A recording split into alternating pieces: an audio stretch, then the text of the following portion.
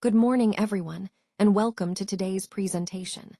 I'm Dr. S.K. Singh, holding a PhD, and I'm excited to be here with you. Today, we'll be discussing the qualification of dissolution test apparatus. We'll cover the key aspects and standards involved in ensuring these instruments are properly qualified for accurate testing. So, let's get started and explore this important topic together. Let's take a closer look at the scope of our discussion.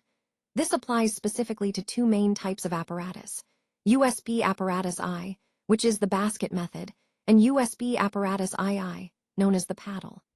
Both are standard equipment used in dissolution testing of solid oral dosage forms, such as tablets and capsules. The goal here is to ensure that the equipment we use for testing is reliable and produces consistent, accurate results. Moving on to the objective, it's all about establishing documented evidence that these dissolution test apparatus perform as they should, reliably, consistently, and accurately. This is critical because the results from these tests directly influence product quality and regulatory compliance. Now, let's talk about the qualification life cycle, which is a structured process to verify that the equipment functions properly throughout its life cycle. It starts with design qualification, or DQ, where we confirm that the design of the equipment meets our needs. Then comes installation qualification, IQ, which verifies that the equipment is installed correctly in its intended environment. Next is operational qualification, OQ, where we check that the equipment operates according to specifications. Finally, performance qualification, PQ, demonstrates that the equipment performs effectively during routine use. Together, these steps form a comprehensive approach to ensuring the equipment's performance, supporting our overall goal of quality and compliance in dissolution testing. Now, let's talk about the installation qualification, or IQ, which is a critical step to ensure our equipment is set up correctly. First, we check that the instrument has been installed according to the manufacturer's specifications. This means verifying that everything is in the right place and properly assembled. Next, we look at the water bath and drive unit to make sure they are properly leveled. Correct leveling is essential for consistent operation and accurate results. Then, we verify the electrical supply and grounding to ensure safety and proper functioning of the equipment. We also need to verify specific components, such as the vessel size and volume, as well as the dimensions of the paddle or basket. These components are vital for the correct performance of our processes. If applicable, we also check the software and printer to confirm they are functioning correctly. This helps us avoid any issues with data recording or reporting down the line.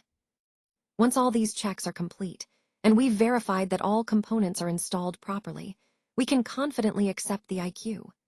The key point here is that every component has been installed and verified, which is fundamental to maintaining quality and consistency in our operations. This step connects directly to the overall theme of ensuring compliance and reliability in our equipment and processes. Now, let's take a closer look at operational qualification, or OQ, which is a crucial step in validating our equipment.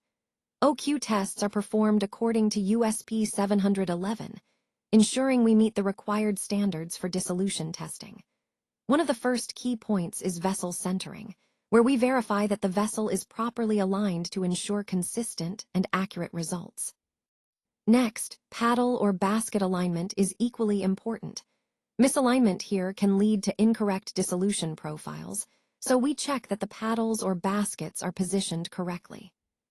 We also need to confirm the rotational speed accuracy. If the speed isn't precise, it can affect how the sample dissolves, which impacts our data integrity. Temperature accuracy and uniformity are vital as well. If the temperature isn't maintained properly or varies across the bath, it can skew our results. Lastly, timing accuracy is essential. We need to ensure that our timing devices are precise so that each test runs for the exact duration required. All of these tests together help us validate that our equipment functions properly and consistently, which is fundamental to producing reliable, compliant dissolution data. Remember, the goal is to ensure that our process is both accurate and reproducible, aligning with the overall theme of quality assurance. Now, let's take a closer look at OQ Test 1, which focuses on vessel centering and alignment. The procedure here involves measuring the distance between the shaft and the vessel center, and we do this using a centering tool to ensure accuracy. The key acceptance criterion set by USB is that any deviation should be within plus or minus 2 millimeters. This threshold helps us determine if the vessel is properly aligned.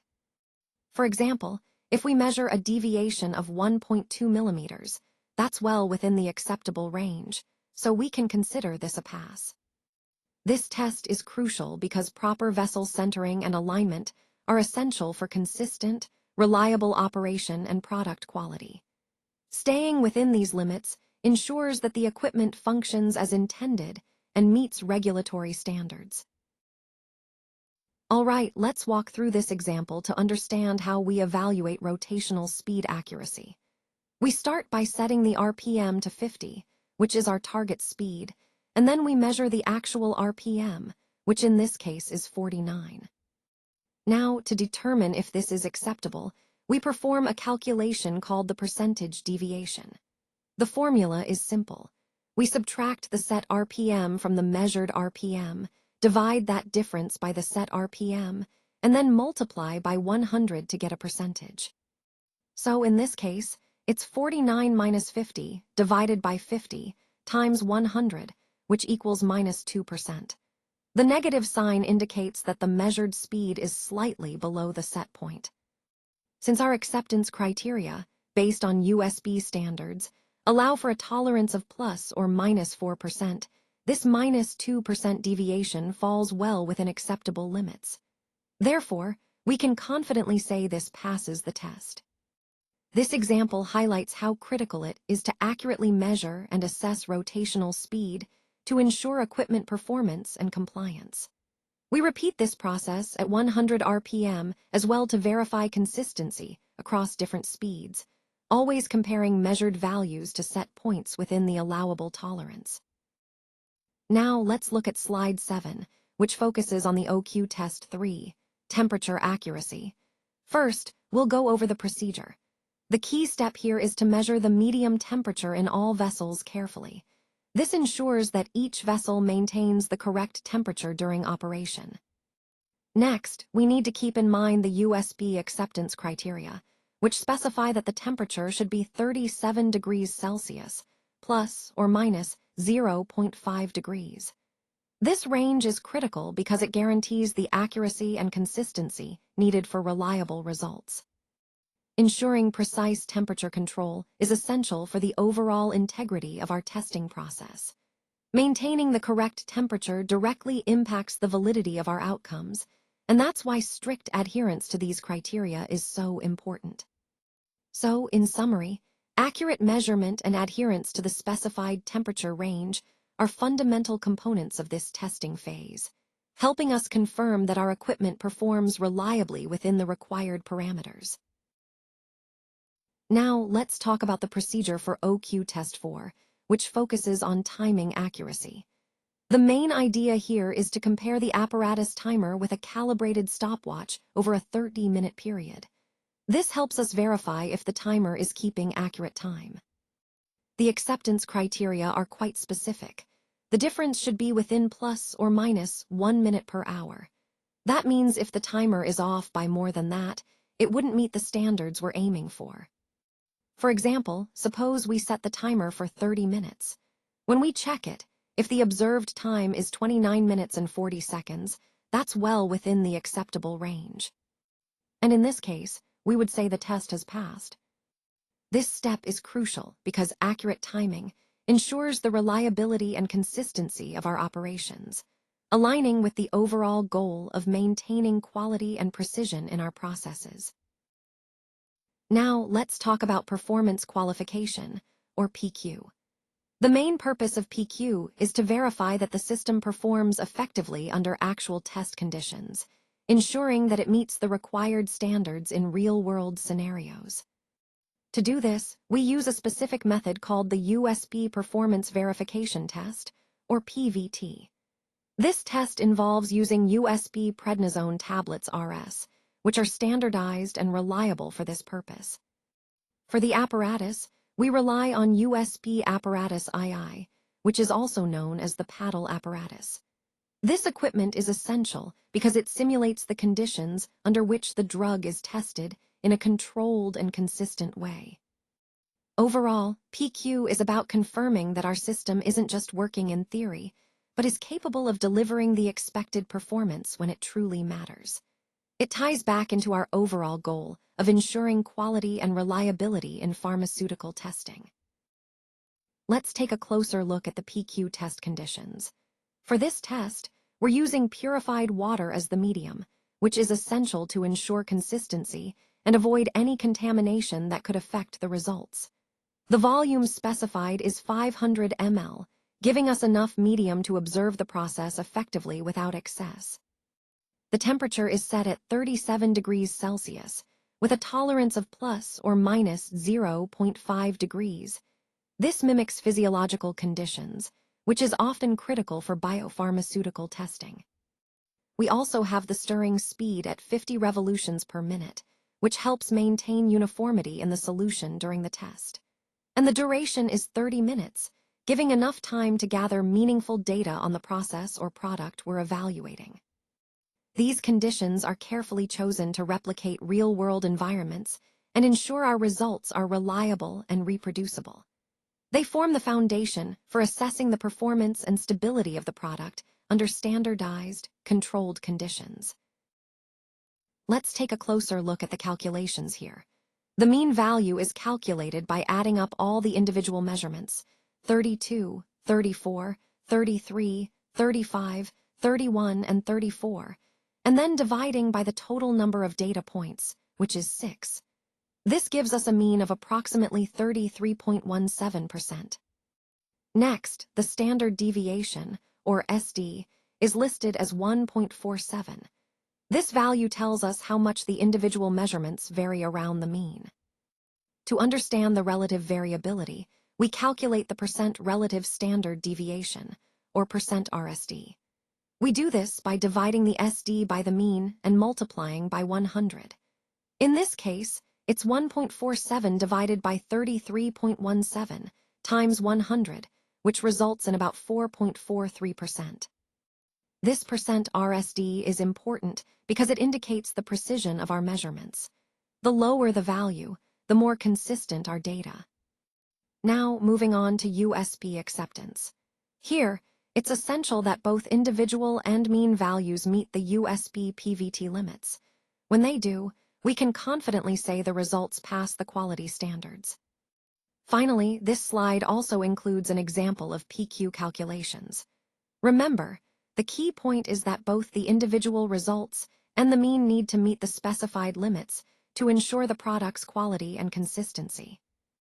Overall, these calculations are fundamental for verifying that our measurements are accurate, precise, and compliant with regulatory standards. Let's take a closer look at the frequency of qualification activities.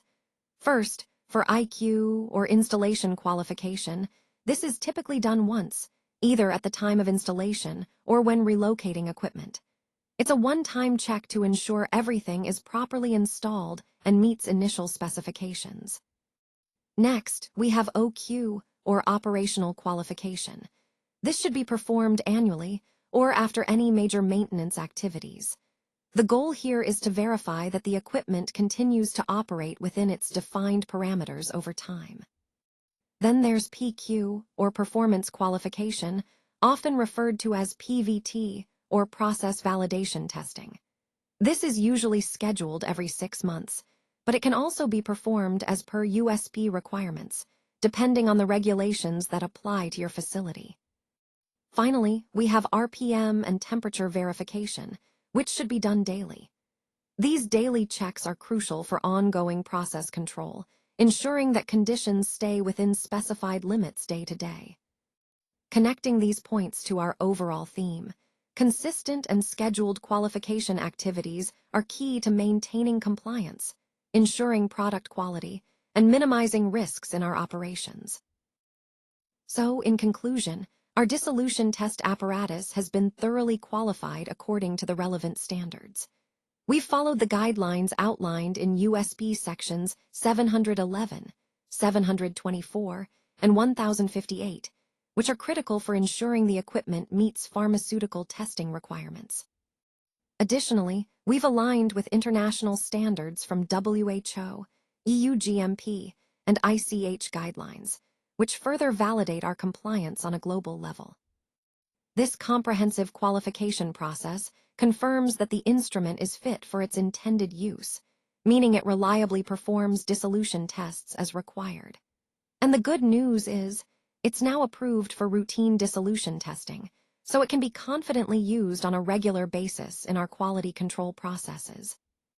Overall, this ensures the integrity and accuracy of our dissolution testing, supporting consistent product quality and regulatory compliance.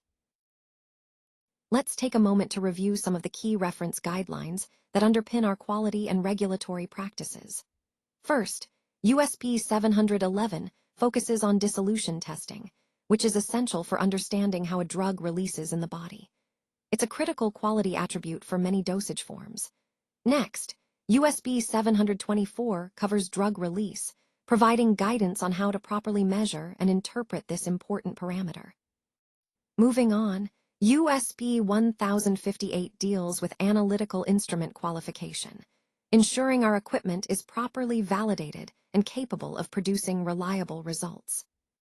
Then we have ICH Q2, R2, which provides comprehensive guidance on the validation of analytical procedures, making sure our methods are accurate, precise, and reproducible.